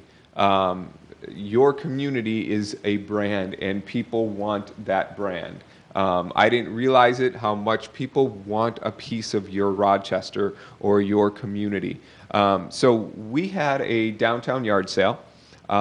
This was a late ad actually to the project, one of Christie's creations, that said, you know, not just the bricks, we knew we wanted those, but let's save everything. Let's save the street signs, let's save the parking meters, let's save the benches, let's save the street poles, and let's just kind of maybe have a yard sale and sell a few. And it was crazy. I'm actually not going to do this because Christy does this way better than I do. And I'd like her to tell you, A, the first day we opened the yard sale, and then B, what the next slide is actually what happened. So going back to one of our first MDOT meetings, this is when they knew that I was crazy, and we were talking about what the plan was of where we were going to put all of these things and who was going to take them and what was going to go on, and I raised my hand, not knowing what the heck I was going to do with them, and said, wait, we need to save these things. Really? Oh yeah, we want them. James was like, well, all right, maybe she's got an idea. I didn't. But we started talking about it. I'm thinking, I think I can sell this stuff. Because people are always calling me saying, hey, do you guys have any street signs? I want to buy a bench, things like that. So we figured, okay, what the heck? So we have our municipal training center, a big, nice facility that they let us put all the things down there. And so I put out, just on social media, we didn't want to buy any ads for this because we didn't know how this was going to go. Put out a couple press releases and let people know Friday night from 6 to 8, you can come. We charge $10 a car to come in, and all that money went to our big bright light show. And then you get first pick of everything. We were doing this from 6 to 8. So about 4:30, I'm over at the yard, just kind of checking things out, making sure everything's where it's supposed to be. And I look out and I see a car sitting at the gate. I'm like, well, that's kind of strange. And I walk over. He's like, oh yeah, I'm waiting for the yard sale. I'm like, well, it's 4:30. That's cool. Okay, fine. And then another car, and another car, and another car. And pretty soon James gets there about, what's this, about 5 o'clock, and we're lined up into the road to get back here. So he calls, of course, the police chief, and they get some traffic control over there. So thinking, okay, this is going to be a little bit scary. So we end up closing the gates so that people don't come wandering in. And we're sitting there going, okay, what are we going to do here? So, of course, I don't know how this happened. We elect poor James to be the guy to go open the door, kind of like the Black Friday person that goes to open the door, and it's like open, open, and then he gets flattened. I don't know why we decided to send James up to do this, but we did. So we open the gate, and people are literally running. And they start going for benches. And people had plans. Keep in mind, nobody could get back there to see what was in there. So they had to plan on the fly. So they came in pairs. And one person would go lay on a bench. The other one would go sit in line. 15 minutes in, and we had like 35 benches. James comes to me, 6:15, stop selling benches. We're out. How can I stop selling benches? Stop selling benches. We're out. We literally made 45 sales in a half hour. I don't even remember looking up from the table. I wish I could show you pictures of the actual yard sale. I didn't have time to get a one. It was absolutely, positively the craziest thing ever. So we sold benches, parking meters, fire hydrants, traffic signals, street signs, brick pavers, and light poles. I kept the Home Depot rent-a-truck business in business for weeks because people would come in going, oh, a light pole. They're cast iron. They're about 500 pounds. You know, Home Depot has a truck. Oh. So we kept going. So we did one yard sale. People loved it. People love seeing everything. And then as the project went on, we found more things. So why don't we sell them again? And then people had these projects. They saw the bricks. Maybe we want to do something else with the bricks. So they came back and bought things to make patios and do driveways and do all kinds of crazy things. But at the end of the day, we raised $50,000 that summer from junk that people were going to throw away. That's just ridiculous. It makes no sense whatsoever. We now do an annual yard sale because we started to learn we keep things from around the city. We don't throw them away anymore. And certainly we're not making $50,000 a year anymore, but my goodness, that certainly helped with our budget and that all went right back into the project. So it was a pretty exciting thing just for me, hey, let's not throw stuff out. So you just never know. At one point, I called down to our sign making folks at DPW, said, make me more Main Street signs. Bring them up. Everything I sold was authentic. Yes, we were authentic. I thought about it, though. So you've heard me say this, and every time I give this presentation, I kind of reflect further on it. I'm 2 years removed. The historical aspect of this cannot be more overstated. At the beginning, you know, we planned for this for 3 years, and one of the things we were afraid of was the historians in town. We have a very strong historic society and historic commission, and that they would come in and slow the project down and just be kind of, you know, molasses to the project. And in reality, the historical pieces that Christy posted or the research they were able to provide us through those old pictures of where the tanks were or where the Kroger might have been during the middle of the project, it wasn't molasses. It was like oil for an engine. They just kept helping the project throughout. So find that historical society for community and get them engaged now on the front end and throughout.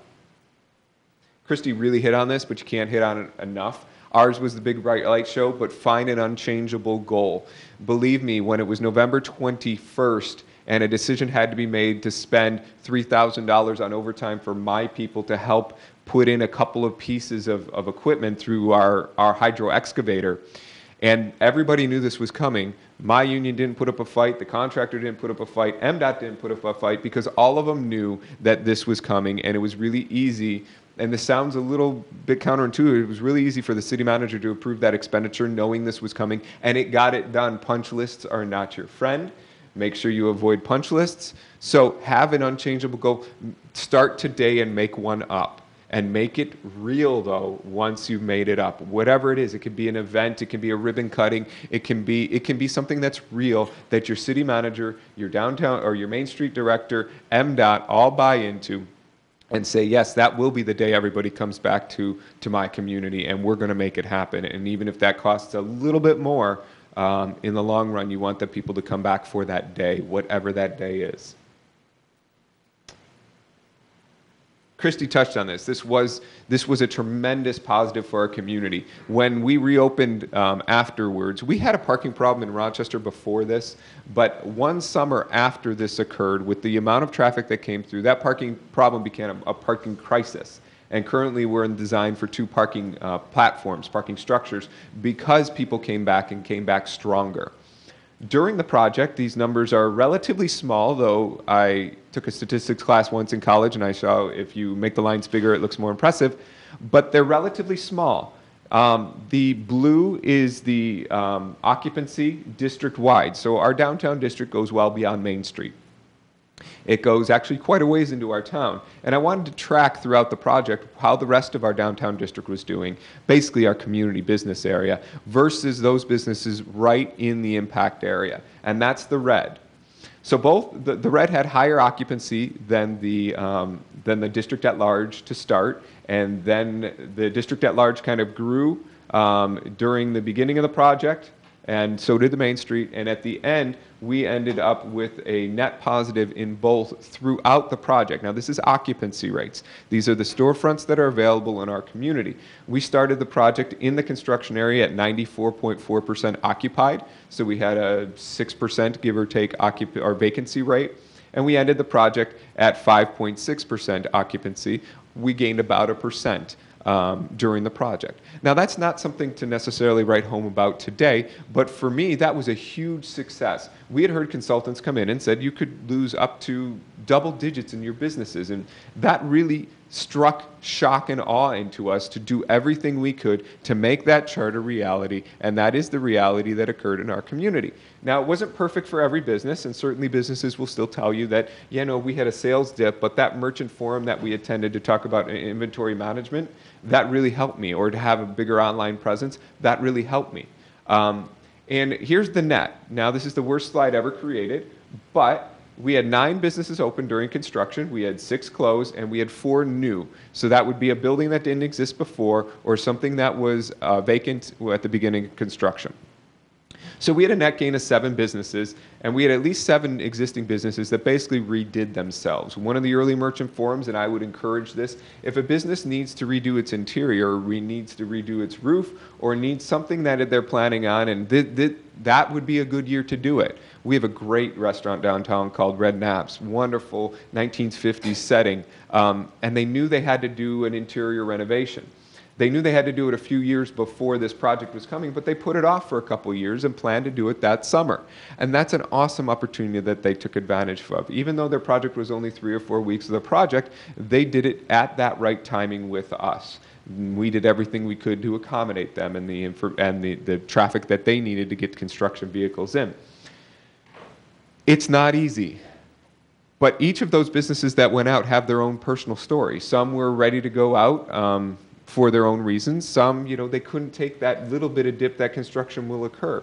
Those became opportunities for us, and those were difficult times for that business in itself, and we did everything we could to support those businesses. One thing that my assistant, or the deputy city manager, likes to say is, think of those businesses that will benefit from construction. Our donut shop did better. Our sub shop down at the end of town did way better. They actually embraced, we gave them an award afterwards, because they were taking subs out to the guy's delivery right there, and they actually increased their sales. So some businesses may actually, because you're going to have a lot more people in there for the construction purposes, find a place for them to park, make sure they walk by those businesses, and make sure that some of the businesses that can will accommodate for them, or incent them to come in. We found this during the project. A little bit of luck helps too. I mean, we have an awesome department team in Rochester. Our downtown merchants are the best. Our community is awesome. Christy told you about the churches coming down and giving coffee. We also had a school that on their own ran a receipt bring in contest, where if you spent money in downtown during construction and brought your receipts in, the class that earned the most would have the mayor scoop ice cream for them. That was done independent of us. They just needed the mayor. So your community, if you start communicating this as something that will occur, be very, very honest with them. Christy mentioned that pre-project meeting. We had a couple hundred people there. We put it on YouTube and we put it on the city cable channel. And I was as honest as I possibly could pre-project. that what the consultants were telling us. And at the same time, I was trying to invoke a sense that we will do better than all those other communities because we are Rochester. It was a little bit of a cheerleading session, but I really think that helped galvanize. He's being honest with us. He's not telling us that this is going to be easy, but he's telling us what we've done over the last 2 years to prepare for it. One of the other things that I'll just impart for those of you, especially on the city side, is that every department head was responsible when we did our budget that year to come up with their Main Street plan, and we included that in our budget document. Every single department head. The city clerk. Yes, she said she's going to make accommodations for people that want to register to vote in a different way. It wasn't tremendously positive, not like the DPW director who said, I'm going to work with my unions to flip around schedules, but every single one of my 7 department heads were charged with one sheet in the budget of what their Main Street plan was, and that went in the budget document. Every single department head was at every Tuesday morning meeting, whether they had to be or not. The clerk really did not need to be there, but she was also one of the front office people that took the calls and could spread that information very, very quickly. I had meetings with our police officers. They were an integral part of this project because they were the people on the street literally during the project. We educated them about what the Main Street Makeover brand was, and we kept them informed on what was happening. Our firemen the same way, our DPW guys.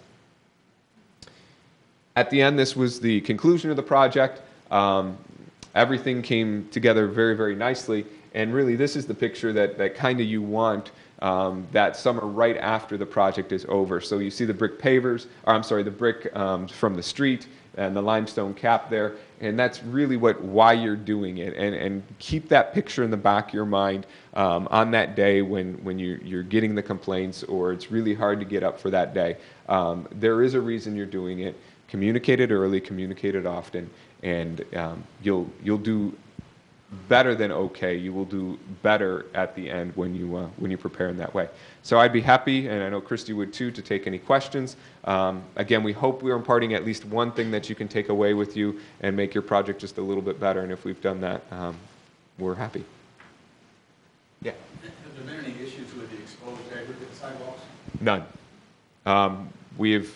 We put a sealer down on it. Oh, can you repeat the question? Oh, I'm sorry. Thank you. There was a question, has there been any issues with the exposed aggregate? We put a sealer on it. The sealer's still working great. They had said about every 2 to 3 years we should reseal it. It's been 2. Maybe we'll make it into this year's budget, but there's really no need yet. One of the things we were concerned about is match when we have a project. And the last week, 2 weeks ago, we had our first cut in the new road and new sidewalk for utilities. You know it's going to happen. We were able to survive almost 2 years, but we were able to, with the mixed design approved by MDOT, it's a very easy and transparent design that has been integrated into that new cut and looks very, very well matched. Thank you. No popping, though. We were concerned about popping. Christie's Big Bright Light Show, I'm going to brand that name too, requires little eye hole screw-ins in the sidewalk. At the bottom, that's how the lights attach. And we were able to do that and accommodate it without popping. Our outside dining also has fences and they drill in. All of our street meters, parking meters drill in, and we haven't had a popping issue with the mixed formula. So I'm sure MDOT has that. Did you change the width of your road or sidewalks at all? Great question. We battled, when I say we, me, with MDOT at least 3 times in Lansing pre-project because they kept wanting to increase the width of the road and narrow our sidewalk. And our position was we want to decrease the width of the road and increase the width of our sidewalk. And we battled literally for 3 years with them. They kept wanting to take the road this way. We kept wanting to take the sidewalks this way. And ultimately, we came out to a great compromise. It's going to go back exactly as it was.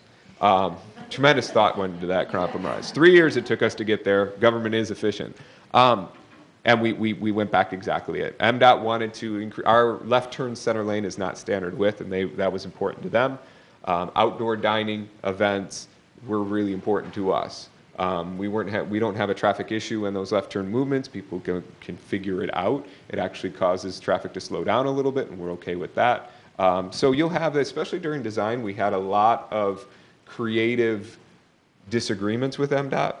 But during the project itself, especially with that project office being downtown, those were all worked out in the design. So at the end of the day, it's to the inch where it was. Can I answer that? We've had a lot of people ask us if we actually widened our sidewalk because we took out our pavers that we used to have on the strip where our light poles were, which really wasn't a walkable area. And then with all the new street furniture and everything that we put in, everyone assumed that we widened the sidewalk because there's so much there that wasn't there previously. So there actually is an illusion that we widened it. And there were people to this day that just don't believe me and tell me that we did, which is fine. Other questions? Did you do anything with bike lanes, kind of approach to complete streets this time? No. As an MDOT, oh, I'm sorry, repeat the question. Did we do anything with bike lanes? We did not. We had touched on that early with MDOT, and it wasn't really something that they were interested in incorporating on our M150. We really don't have the real estate for it. We have on-street parking and put a bike lane there. Probably the real estate doesn't work. What I wish we would have done is had a little more forethought in the corner areas for the cross streets to maybe accommodate for future bike lanes. Certainly bike parking could have been done better, as I noted, but we did not do a complete streets approach on it, other than to be highly focused on the pedestrian experience. Up or down on your side streets, did you actually blend the main project? Because obviously if you do a main project, it's not going to match what you have on your side. Great question. Not very far, enough to get the return in. Thank you. The question was, how far, should be throwing the mic up. How far did we go on the side streets with the project? And the answer is not very far. We captured the crossing, ADA accessible, handicap accessible cross there, and the crosswalk in stamped concrete, and then it pretty much ended.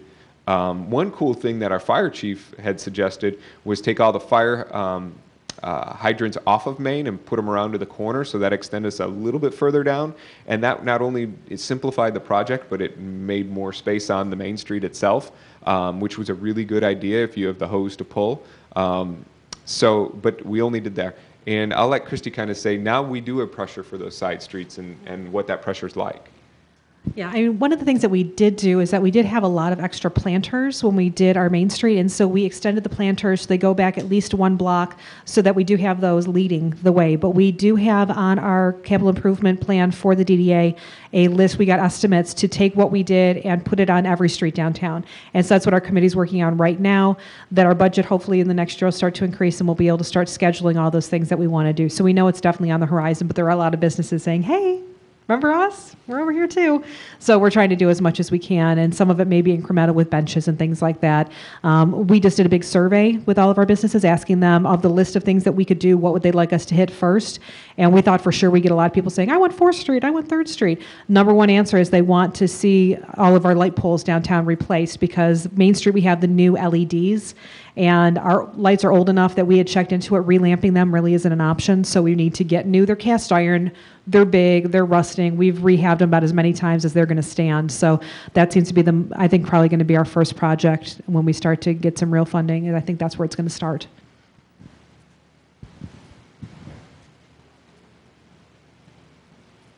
I have all kinds of questions. Come on, Joy, bring it. All right. When you mentioned early on about going up and looking at the foundations of the building, and you said you had this vibration clauses, my question really is, how much did MDOT clue you in on that, or how much of that did you have to know on your own? I'm curious what we might forget, not ask. That's a good question, and that was something that we pushed early on during the planning stage. The question was, how much did MDOT bring to our attention things like the vibration damper for the buildings, and how much did we push? That was one that we pushed, and I think a lot of it came from the city. That one in particular did, and that came from the early engagement of the historical folks. I don't know that I would have thought of it, but they said, hey, how about the vibration? You know, getting the leader dog involved early was something important to us, so that they would push MDOT on the corner design. Being very, very aware of them trying to sneak 6 inches more roadway. That was a local review of the designs. This is your community. This is not MDOT's community. This is MDOT's project. They, no matter how great a partner they are, they will leave this town when it's done, and you will stay, and you will own this project. And so when the prints come over, whether it's your local engineer, who at our time was HRC and they did a great job, review the plans, make sure you're looking at it, make sure you understand somebody in your organization, your DPW director, city manager, engineer, Main Street manager, somebody needs to understand it, because own this. You cannot, an option for us early on, we decided was not, it's MDOT's project. It's MDOT's fault. Yeah, we wish we could have done that, but it's MDOT, and you know MDOT. We never said that. We did not want to say that. And I think MDOT kind of appreciated it. I mean, MDOT's asked us to speak at some of their conferences for internal discussion because we didn't say that. I said that about SHPO sometimes, but I'd never said it about MDOT. And I will also say the MDOT archaeologist was actually a bridge to us to SHPO in some cases because we got on the same team. And that I don't know that it works. I'm very careful to say, here's ours, cookie cutter from it. But I will go this far. If you can get them in a downtown office, if there's any way to figure that out, you know, having the project manager there, and she would come down for the events with her kids and know that you need to cross and see the event that comes down or the businesses and force them to look at people, me, Christy, the businesses themselves. Even if you can't get the office, make them come down for the meetings. Don't let them pull you to wherever your TSC or your MDOT office is. But it's yours. This is yours. It's not theirs. If I can just piggyback on that, I totally agree with that, because the thing is with us, when we took on the different people that worked for FTC&H and IFRAD, which was our contractor, and MDOT, it would have been easy to say, oh, well, you know, they wanted to do that. At the first couple of meetings when we would push on some things and they just kind of say, oh, yeah, sure.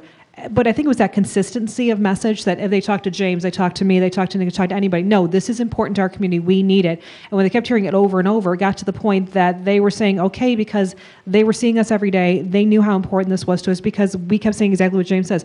This is our community. You're a part of it now. So you need to make it the best you can be. And we made them take that ownership and pride in the job. I mean, we were saying just the other day that one of our senior technicians who worked on the project, that there was something that was supposed to be moved before the yard sale. And I called, and he'd already been an hour on the way home, and he turned back around to come help us. He didn't need to do that. That wasn't his job, but he had gotten to the point of feeling that ownership that in his mind, that's exactly what he needed to do, was to turn around and come back and help us. And I just think you need that. The last thing that I'll say, and I reminded them all the time, I've got $1.5 million in water in this project, and I have $500,000 of DDA money in this project. So this is my project. And when change orders come through, I want to see them to make sure, A, so I know what's happening, but my stated reason was I want to make sure it's not hitting my pooling fund. So if you have $1 in this thing, you own it. And you want to see it all. And that's a great, not that we need excuses to get all the information, but that was a good leverage point that I had to exercise.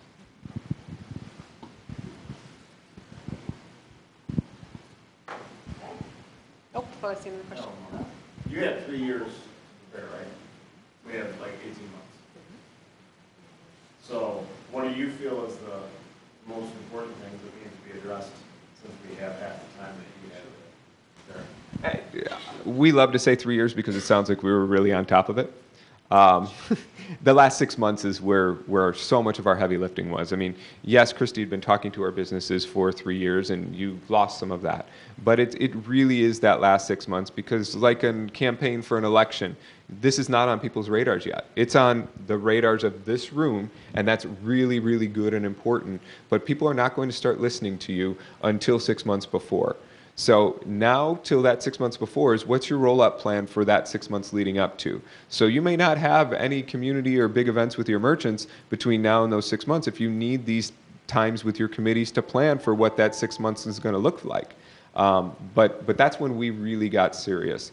Right now I'm assuming your design is getting accelerated from the MDOT side, and that's going to be a challenge for your city staff or engineering staff to stay on top of their designs because they're going to be pushing this faster. But that's where your eyes need to be right now, is making sure the design is what you like, and start planning for that 6 months prior. What is your entire rollout starting exactly 6 months before? What's your community meetings going to look like? Where are they going to be? Who do you communicate? How's the website going to look? What's your Facebook stuff? Everything we put in here, I have no doubt you can do over the next 12 months for that pre-6 month rollout. Now, from a marketing standpoint, you should be doing that right now. I mean now. I mean yesterday. I mean now. So basically what we did for we have a business development committee. I think, Cindy, you said it was called something else here. Yes. So for that committee, it was about, I would say 18 months out, that we were bringing in different speakers to talk about buying inventory, about working your customer list, about how to work your people during construction, how to survive that.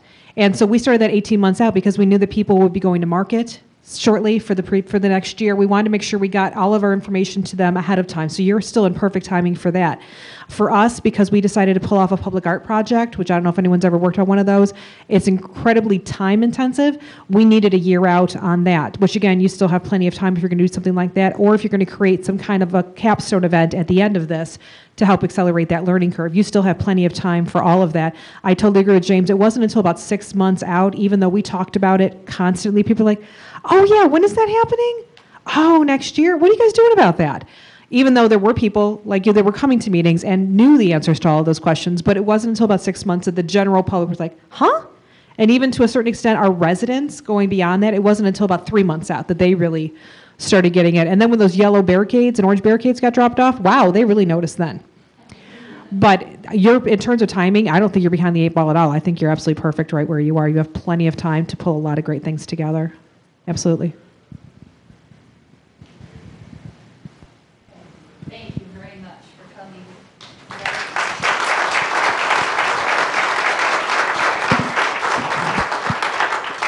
We have a very little token of our appreciation from a couple of our events, the Oktoberfest wine for James. Thank you. There we go. And the ladies' night out class. Oh, very This nice. time, but Thank you. They were up at 6. Well, I was up at Well, you left at 6. All right, I was up at 5. This doesn't just happen. So. And on a Monday morning, so we really appreciate it very much. And they are our first kickoff, so this is one of the things that the Business and Economic Success team along, and when I say we, we're talking about the Chamber of the City and Main Street, really committed to working with our businesses and working with our community and getting that word out. So in that light, what we're in the process of doing right now is creating a task force made up of representatives of all of those three and also business owners. So business owners not only from downtown, because this project goes from Makeover until the bridge, but also business owners on the east side and the west side. So really well represented. If any of you are interested in being on that task force, just come to me and let me know and we'll get you on the list.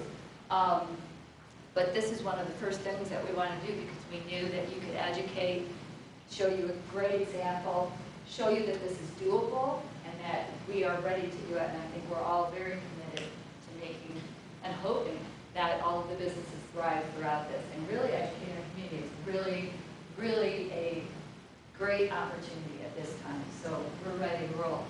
Todd's going to give you a little bit of information about where we're at with the project so far. So you have a little bit of understanding. Thank you, Cindy. Thank you, Rochester. Absolutely tremendous presentation. I had heard rave reviews when they attended one that you had done, and so thank you. A lot of the, from my experience, we did a lot of the stuff, but again, I certainly learned some good things, and so James, I'll be giving you a call. So some great ideas as well. But to answer your question, Paul, about number one priority, I mean, certainly design, but communication. And I think James hit on that too. Communication. You guys are going to be nauseated with communication, at least if we're doing our jobs right here, by all sorts of different mediums, whether it be social media, whether it be, again, yet to be determined, but what I'm used to and what we've done. We actually, in Sturgis, we set up what we called information stations. And it was about a 4-foot table like this with a back on it. And we put, every week we changed out the communication. We put it in the newspaper. The newspaper guaranteed us a spot every week as an update. We put it out in emails. We did all these things. So this is a portion, and certainly that's been 8-10 years ago. So certainly improvements in technology and ways to do it. But the bottom line is communication, working together. As far as timetable, we were notified by MDOT in August that they wanted to move the project up from 2018 to 2016. And some of you may recall, see, I started in 2008. Originally it was supposed to be 2009. They pushed it back to 2010. Then it was 14, I think. Then 17, then 18, and now. So when they said, well, is that okay? Do you want to do it? I thought that this is maybe a silly analogy, but maybe the restaurateurs can appreciate this. I thought to myself, that's kind of like when the waiter or waitress come to your table and say, are you ready to order? And you say no. If you do that more than twice, it may you may not see him for a while. So my point is, if we would have said no, geez, I don't know if we're going to be ready or not, which I know we will be, but I didn't want them to say, okay, well, if you don't do it now, it's going to be 2020 or whatever. So that was not an option to me. So that was in August, and we were actually gearing up. We'd been meeting staff, city staff, and Main Street folks. We've been meeting since the spring to start working on. That was when we thought it was 2018. We were going to be bringing recommendations to City Council. We need to hire a firm to help us design it and move forward. And well, then they brought this up to us in August and went, okay, now we know we have to go forward. And so, of course, some of you have been in attendance at City Council meetings. Some of you have probably read about it. The question of reducing the lanes. I like the, what was it, Main Street Makeover? Instead of road diet, we'll reduce. But so I think that's an awesome idea as far as, so whatever, and there's no plagiarism ever in city government, so it's not, so if we have to copy, that's fine with me.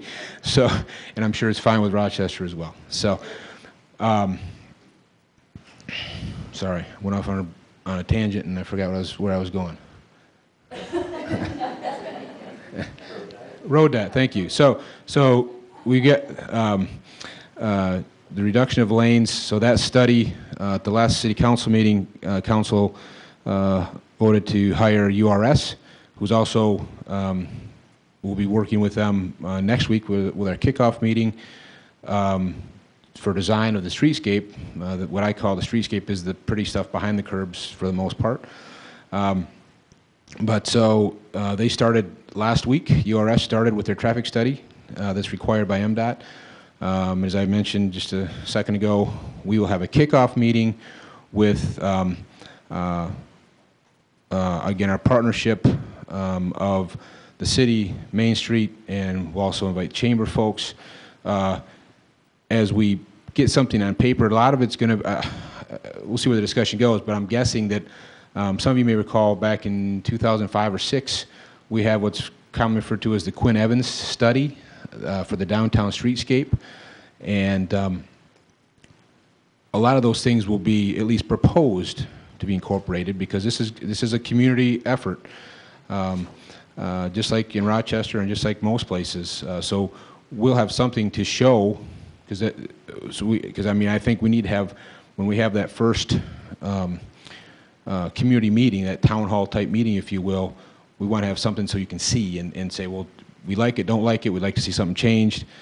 So that we'll be progressing that way. We will be, I was just thinking from a promotional thing, maybe we had to start wearing sneakers or tennis shoes with, whether you're wearing a suit or not, just as a sign that we are going to be focused on this. We are going to be working hard, and it's going to be a tireless effort on everybody that wants to see this be a positive impact and outcome. And I certainly agree with the having, whether it's the Christmas parade to say we got to have everything done by Christmas parade. Maybe that's what we shoot for. But I will say, I mean, I've been in, as I mentioned before, I've been in 2 communities. One community took similar from April to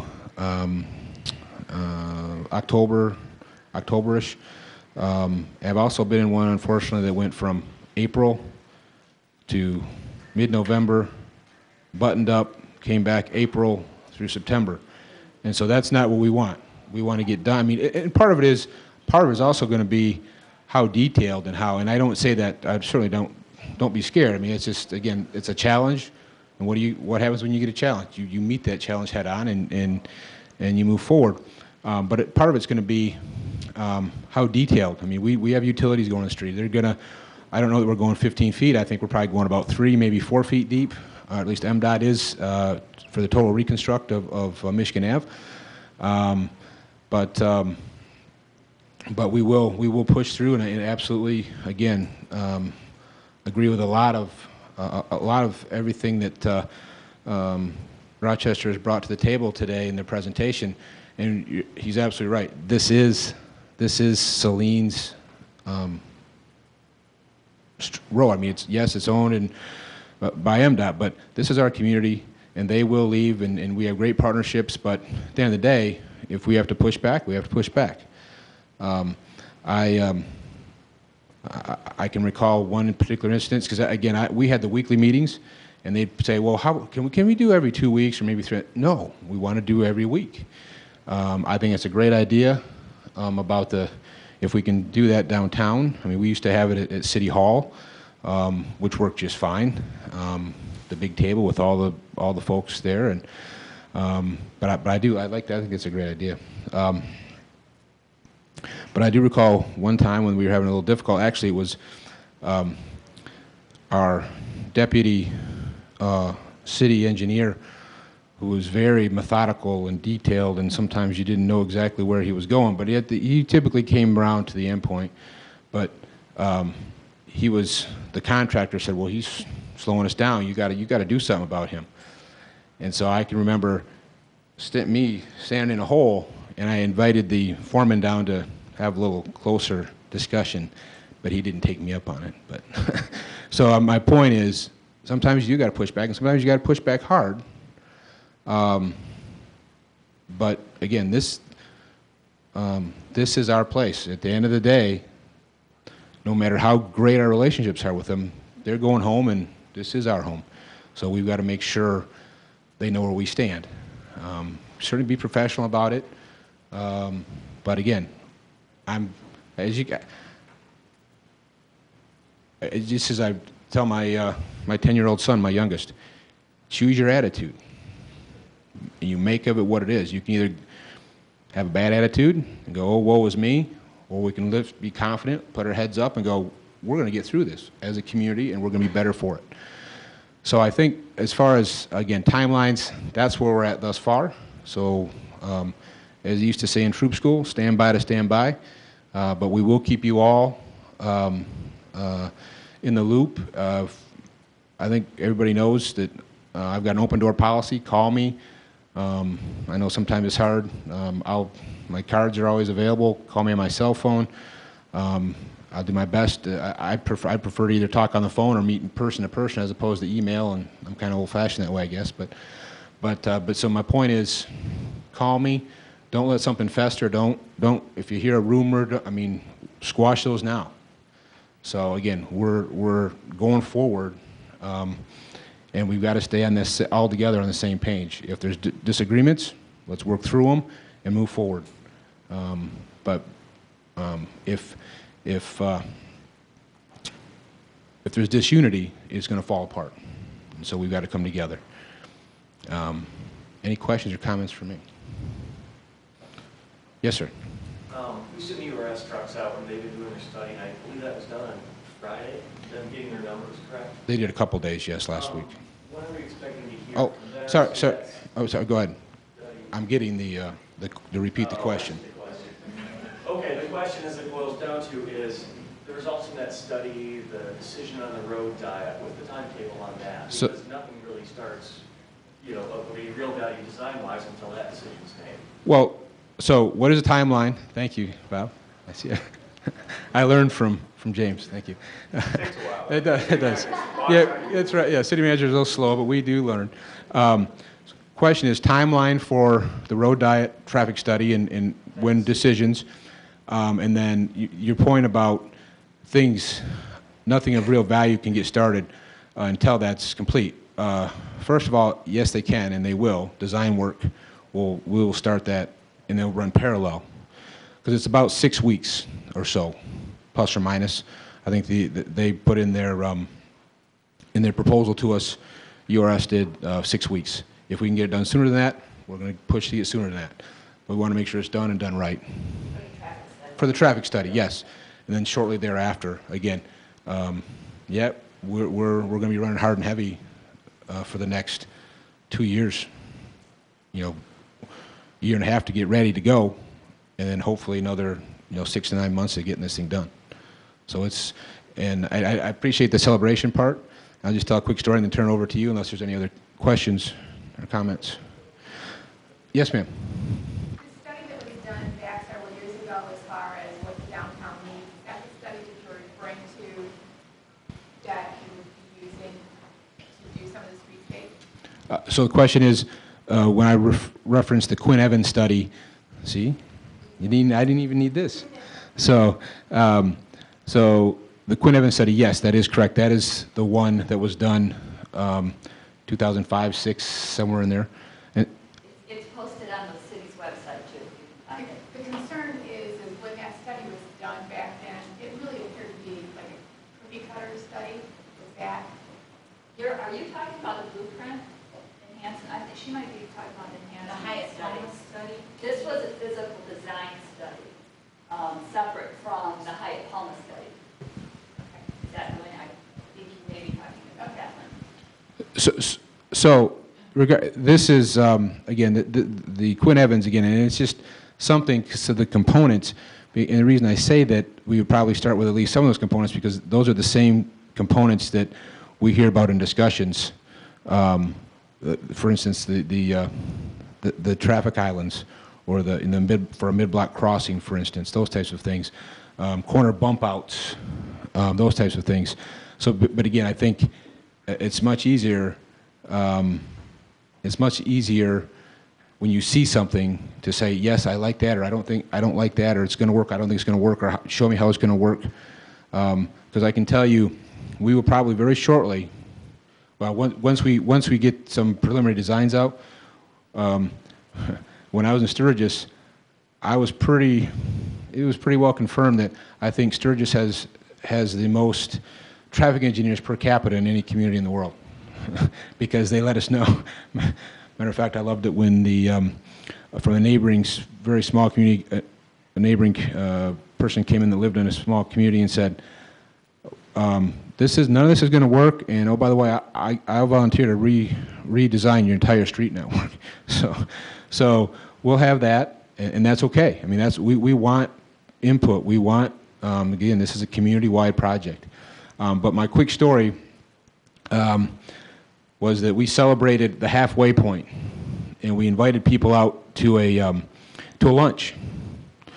And we also, Sturgis has a community event center, and they have, that particular department head is the chef, and so we did that, and I learned, because I remember my boss is like, well, so are we served? I said, no, we're going to have, buffet, and yeah, people came out of when you say free lunch, we ran out of food, we made multiple, I mean, we're not talking, it was like hot dogs and salad and something else.